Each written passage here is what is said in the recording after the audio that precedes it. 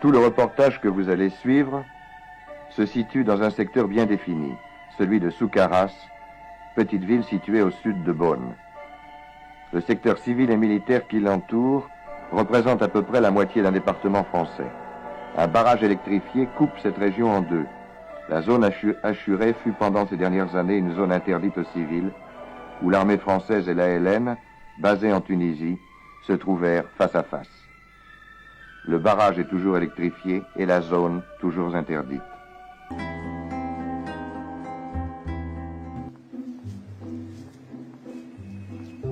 L'expulsion des prêtres de Soukaras a une portée considérable car c'est la première fois que des prêtres catholiques sont présentés comme des complices des félagas. La presse s'empare de l'événement et la police, craignant un soulèvement, avertit la communauté musulmane que 13 de ses membres seront fusillés au moindre mouvement. Le cardinal Liénard fait paraître une déclaration de soutien à ces prêtres. Ils vont faire des enquêtes sociologiques dans les quartiers qui vont créer des associations. Joby Kerlan, très vite, il crée une association qui s'appelle Entraide fraternelle et dans laquelle participe l'imam de Soukaras et le rabbin. Donc du coup, il crée des liens. Ils créent des liens avec... et ils ont une connaissance de la société. Par exemple, Joby Kerlan, il est très proche de Badji Mokhtar. Badji Mokhtar, c'est un militant nationaliste. Il a été arrêté en 1950, il a été torturé, il a subi le supplice de la baignoire, la gégène. Il rencontre Joby Kerlan en 1953. Il raconte en fait son histoire et ce qu'il vit, et il lui dit que de toute façon, ses aspirations nationalistes maintenant n'ont plus de limites.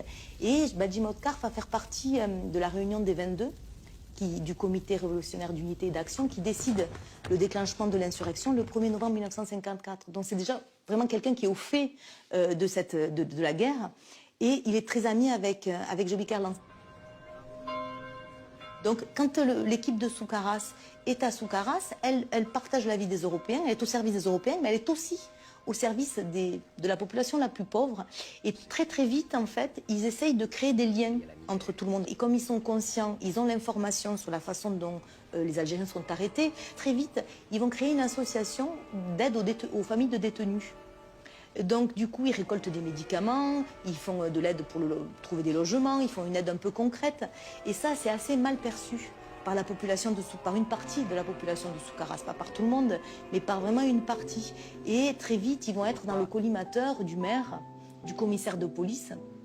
Et très vite, on va les accuser un peu de servir de base logistique des militants FLN. Et puis les sermons, ils sont assez virulents dans leurs sermons. Ils appellent à la fraternité avec la communauté musulmane. Ils dénoncent les violences dont la communauté musulmane est victime. Et ça, c'est perçu comme une forme de trahison. Donc si bien qu'au mois d'avril 1956, il y a une mesure d'expulsion.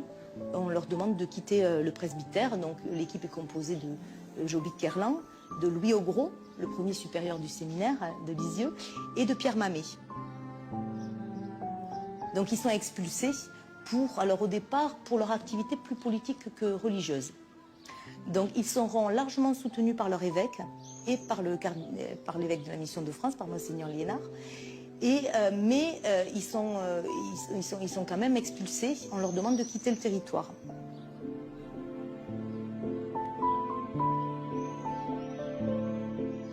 L'Évangile, elle a besoin de témoins.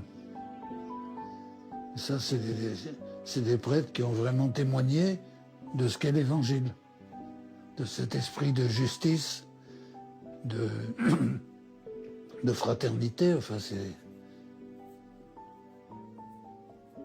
ils ont vraiment vécu comme des frères avec la population musulmane. Moi, je n'y étais pas, hein, mais je pense que ces prêtres qui tenaient des paroisses qui étaient fréquentées par des Européens, c'est pas les musulmans qui allaient dans l'église, mais je pense qu'ils s'en tenaient à une position justement d'annoncer l'évangile, et qui n'était pas une position politique, c'était une position évangélique, qui était comprise par un certain nombre d'Européens d'ailleurs. L'expulsion des prêtres de Soukharas a une portée considérable car c'est la première fois que des prêtres catholiques sont présentés comme des complices des félagas. La presse s'empare de l'événement et la police, craignant un soulèvement, avertit la communauté musulmane que 13 de ses membres seront fusillés au moindre mouvement. Le cardinal Liénard fait paraître une déclaration de soutien à ces prêtres. Le rôle d'un prêtre, c'est d'être avec les gens. D'un prêtre catholique ou orthodoxe ou d'un pasteur protestant, en ce sens que nous sommes les disciples d'un Dieu qui est venu partager notre humanité, des disciples d'un Christ qui vient de Dieu et qui est venu se mêler à l'humanité en choisissant lui-même, enfin choisissant. C'était dans la logique de la révélation biblique. Voilà. Mais Jésus, il a été un juif de Galilée d'abord. Parce qu'il fallait bien qu'il soit quelque part. Et il a été solidaire de son peuple. Alors, il n'a pas été un militant, mais il a été solidaire de son peuple. Donc je crois que c'est ça. Les chrétiens, me semble-t-il, ils prennent au sérieux l'incarnation.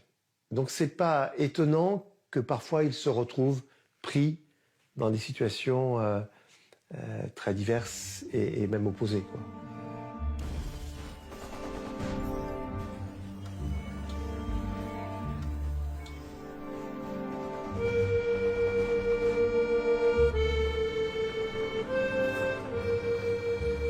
Comme nous sommes incarnés, on ne peut pas être incarné de partout. J'ai connu des prêtres qui étaient des enfants de pieds noirs, mais c'est sûr que ils sont incarnés pieds noirs, quoi, d'une certaine manière. Voilà. Je pense que c'est important, l'incarnation. Mais ce qui est important aussi, c'est que, quelle que soit notre incarnation, nous sachions être toujours attentifs aux appels de l'Esprit de Dieu et que nous essayons à chaque fois d'être disciples. Voilà. Parce que le chrétien, c'est être disciple. C'est celui qui met ses pas dans ceux de Jésus.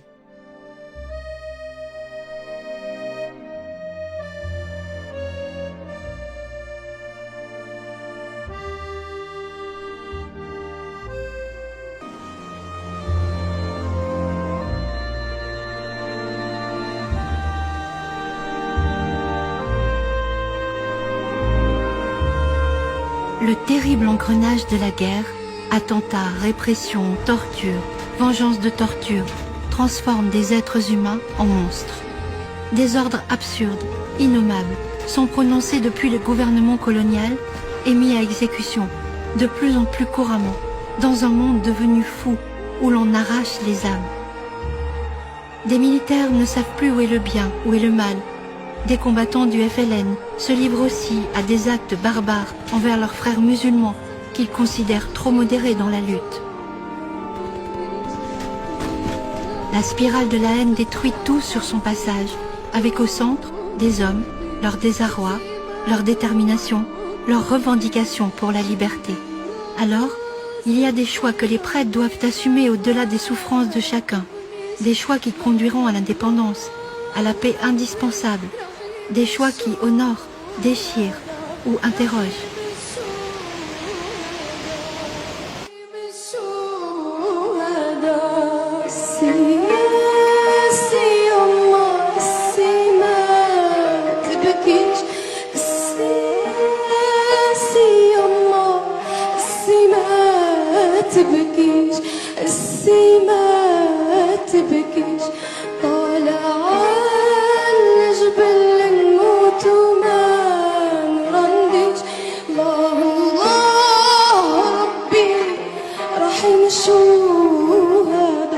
رحيم الشهداء